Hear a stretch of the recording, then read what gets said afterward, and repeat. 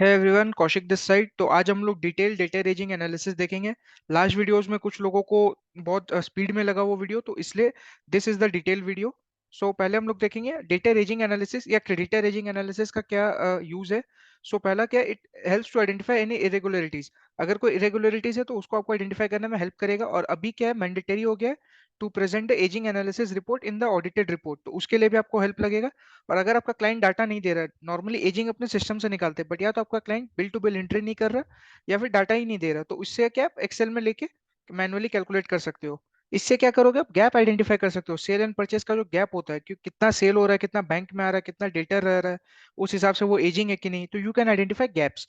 And you can also find discrepancies. For example, if your client has also given you data ranging analysis, so you can manually calculate and just have a look over it, like whether it is almost matching or not. So these are the few benefits I have listed down there. And now we will calculate data aging. So aging, as we all know, is date wise aging. First of all, we will take 90 days aging, and then we will check also 180 days aging. तो आपको क्या करना है, ये data मैंने क्या किया था, टैली से एक्सपोर्ट किया था। आप लोग ईआरपी से भी एक्सपोर्ट करोगे ना, बस फॉर्मेट सेम रखना। फॉर्मेट क्या रखोगे आप, यहाँ पे पार्टी नेम होगा 1 2 3 4 मैंने लिया है। आपका पार्टी कुछ भी हो सकता है, रोहन, मोहन, सोहन, राम, श्याम, कुछ भी हो सकता है। ओपनिंग बैलेंस उसका लेना, ट्रांजेक्शन्स क्या हुआ उसका डेबिट करना, उसका क्रेडिट लेना, और क्लोजिंग बैलेंस ले लेना। फॉर्मेट आपको सेम रखना है। और टैली से अगर आप निकाल रहे हो, क्योंकि major small industries in India use Tally, तो उससे आप निकालोगे तो आपको ऐसा ही डाटा मिल जाएगा। अगर एसएपी या ईआरपी, अदर ईआरपी से, उस केस में आप फॉर्मेट सेम रखना। तो अब हम लोग क्या करेंगे, फर्स्ट स्टेप में पहले हम लोग देखें, यहाँ लिखेंगे डेबिट, यहाँ लिख देंगे क्रेडिट। इसमें क्या है, क्रेडिट देखिए बहुत सारा जगह ना क्रेडिट बैलेंस है, जैसे ये क्रेडिट बैलेंस है, ठीक है। ये क्रेडिट बैलेंस है। इसका मतलब क्या हो गया, डेटर लेजर में अगर क्रेडिट बैलेंस है, इसका मतलब ये पार्टी ने हमें एडवांस दिया, एडवांस, तो इसका एजिंग नहीं होगा, इसको हमें जीरो करना पड़ेगा। तो ये डेटर मैंने देखो एज इट इज 90 डेज का डाटा लिया हुआ है, 1 जनवरी से लेकर 31 जनवरी का। एक हाइपोथेटिकल कंपनी है एबीसी लिमिटेड। तो पहले आप क्या करोगे, सारा क्रेडिट जितना भी क्रेडिट बैलेंस है उसको आप अलग करोगे, डेबिट को सेग्रीगेट करोगे। तो मोर देन 90 हो गया, और ये हो गया लेस देन 90। इसमें हम लोग क्या करेंगे, 25 डेटर्स का मैंने डाटा लिया है, इसमें आप इसको कॉपी करोगे। अब इसमें से देखो दो दो क्रेडिट बैलेंस है, उसको आप अलग कर दो। आप मैनुअली नहीं करना चाहते तो इसको फिल्टर लगा के भी कर सकते हो, मैं आपको मैनुअली दिखा रहा हूँ। इसको आपके डेबिट बैलेंस से हटा दोगे। तो ये हमने फर्स्ट स्टेप में क्या किया, सारी क्रेडिट बैलेंस को अलग कर दिया, ठीक है। ये सिर्फ डेबिट बैलेंस है, इसकी आप टोटल यहाँ कर दो।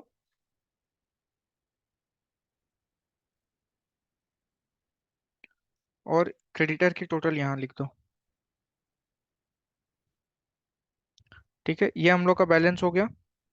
नॉर्मली देखिए टैली में जब आप डाटा एक्सपोर्ट करते हो ना, तो डेबिट माइनस क्रेडिट जो नेट फिगर होता है वो होता है। बट आप मैनुअली जैसे करोगे तो इसका नेट डेटर कितना है, 2 करोड़ 16 लाख का है। और इसका क्रेडिट बैलेंस है 27 लाख समथिंग का। तो वो माइनस करके डाटा है, ठीक है। अब ये हो गया। 1 मिनट में इसकी फॉर्मेटिंग सही कर लेता हूँ। एजिंग एनालिसिस आप यहाँ लिख सकते हो, फॉर्मेटिंग एक बार हम लोग देख लेंगे।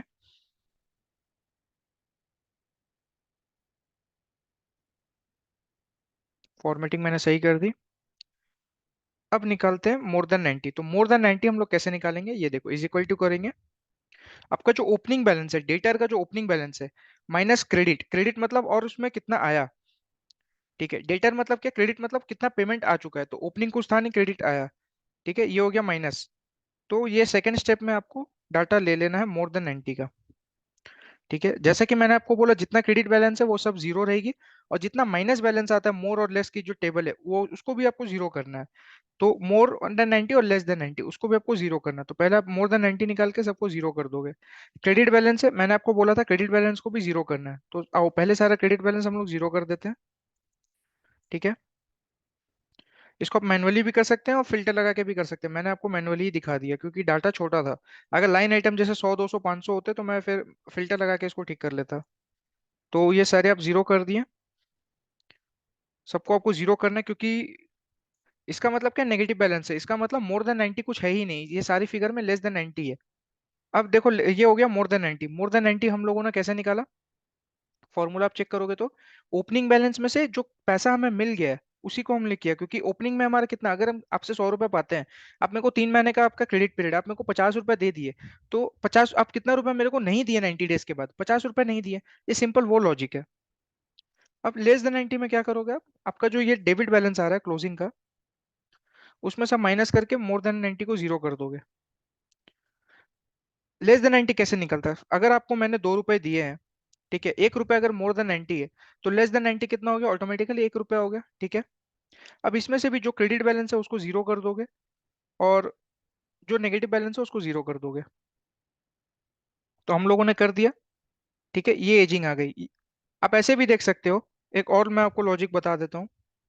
फॉर एग्जाम्पल ये पार्टी 3, पार्टी 3 तो चलिए डेबिट है, पार्टी फोर का क्या है, ओपनिंग में 15 लाख समथिंग का बैलेंस है, क्लोजिंग में भी 15 लाख है, ना डेबिट है ना क्रेडिट है। इसका मतलब क्या, पार्टी ना हमसे 3 महीने में, ना तो पार्टी ने हमसे कुछ खरीदा है, ना हमने पार्टी को कुछ बेचा है, ना पेमेंट आया है, ठीक है। इसका मतलब ये मोर देन 90 ही है। जब भी डेबिट और क्रेडिट जीरो जीरो होता है ना, तब मोर देन 90 होता है। आप इस ये टेक्निक को भी फिल्टर लगा के आइडेंटिफाई कर सकते हैं। अब आप क्या करो, ये आपका एजिंग निकल गया, बट आप वेरीफाई करने के लिए क्या करोगे, आपका जो मोर देन 90 है और जो लेस देन 90 है, इसको टोटल कर लोगे। टोटल करके आप इसका सम देखोगे कितना आ रहा है। ये आ रहा है 216944944, ठीक है। ये वाला आपका जो फिगर है ना, इससे एकदम मैच करेगा। ये जो फिगर है मोर देन लेस देन का, ये एग्जैक्ट डेटा से मैच करना चाहिए। क्रेडिटर को आप इग्नोर करेंगे, बिकॉज ये क्रेडिटर के एडवांसेस है। ट्रेड एडवांसेस जो हमने मिलता है वो है। तो होप ये आपको 90 डेज का एजिंग समझ में आया। हम लोगों ने क्या किया, एक बार रिपीट कर देता हूँ। आप टैली का हमने डाटा उठाया, डाटा का फॉर्मेट सेम रखोगे, सॉफ्टवेयर कोई भी हो, पर्टिकुलर्स में डेटा नेम आ जाएगा। ओपनिंग बैलेंस लोगे, डेबिट क्रेडिट लोगे और क्लोजिंग लोगे। पहले आप क्या करेंगे, डेबिट को अलग कर लोगे, और अगर उसमें कुछ क्रेडिट बैलेंस है, नहीं है तो सिंपल आप कर लोगे, कोई दिक्कत नहीं है। लेकिन अगर क्रेडिट बैलेंस है, उसको अलग करेंगे। So you will separate credit balance, and then you will calculate more than and less than 90 age described in the formula. And then what you will do to check final whether your answer is correct और not, just आप दोनों को सम कर दोगे और check करोगे कि exact data आ रहा है कि नहीं। अगर एग्जैक्ट नहीं आ रहा तो आपकी कुछ गलती है, फिर से चेक करो। जितने भी क्रेडिट बैलेंस, इंपॉर्टेंट बात है, जितने भी क्रेडिट बैलेंस सबको जीरो करो, जितने भी नेगेटिव फिगर है सबको जीरो कर दो। डन। ये हो गया 90 डेज। अब हम लोग फटाक से 180 डेज का भी कैलकुलेट करेंगे, ठीक है। इसमें भी हम वही फॉर्मेट लेंगे, डेबिट करेंगे, क्रेडिट करेंगे। मोर देन 180, ये जो डाटा है हमने 180 डेज का लिया है। लेस देन 180, तो इसको भी हम लोग ऐसे ही करेंगे, यहाँ से क्रेडिट बैलेंस हटाने के लिए। ये ओरिजिनल डाटा में मैं कुछ छेड़छाड़ नहीं कर रहा, इसलिए आप चाहे तो इसका कॉपी भी बना सकते हो। ये हो गया क्रेडिट का। क्रेडिट को आप यहाँ से हटा दोगे, क्रेडिट जितना भी है मैनुअली भी हटा सकते हैं, फिल्टर लगा के भी हटा सकते हैं, आपकी चॉइस। क्योंकि यहाँ डाटा सेट्स कम है, मैं मैनुअली आपको करके दिखा दे रहा हूँ। तो ये हमने सारे क्रेडिट्स हटा लिए। हाँ, एक चीज याद रखना, क्लोजिंग बैलेंस हमेशा सबका सेम आता है। अगर आप क्लोजिंग बैलेंस देखोगे ना, क्योंकि क्लोजिंग डेट अगर सेम है ना सबका, तो क्लोजिंग बैलेंस भी सबका सेम आएगा,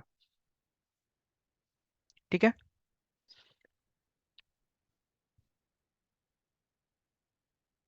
ये हो गया। इसको फॉर्मेटिंग थोड़ा कर लोगे आप लोग, और हमेशा एक ओरिजिनल डाटा का बैकअप ले लेना। तो ये हमने फॉर्मेटिंग कर दिया थोड़ा। अब इसकी एजिंग निकालते हैं। तो मोर देन 180 वैसे निकलेगी, क्या करोगे, ओपनिंग करोगे, माइनस कर दोगे क्रेडिट, फिर इसको स्क्रॉल कर लोगे सारे को, फाइनल डाटा। फिर क्या करोगे, जिसका माइनस है उसको जीरो करोगे, जिसका क्रेडिट है उसको जीरो करोगे।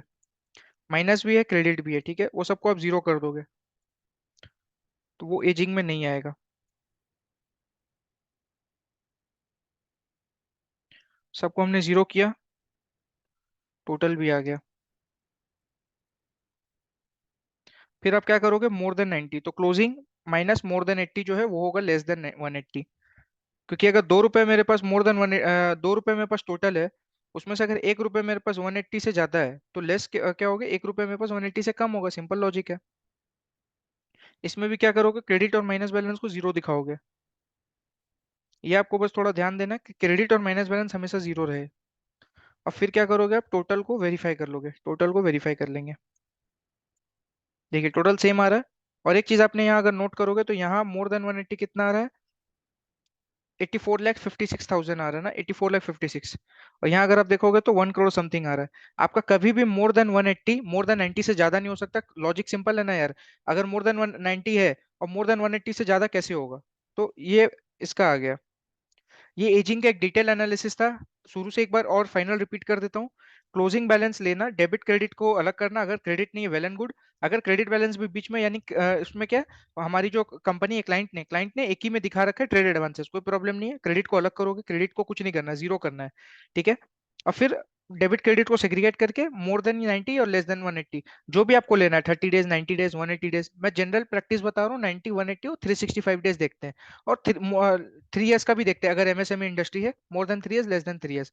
तो आप उस डाटा को एक्सट्रैक्ट करके आप यहाँ से ले सकते हो, ठीक है। Hope you understood the video, thank you everyone.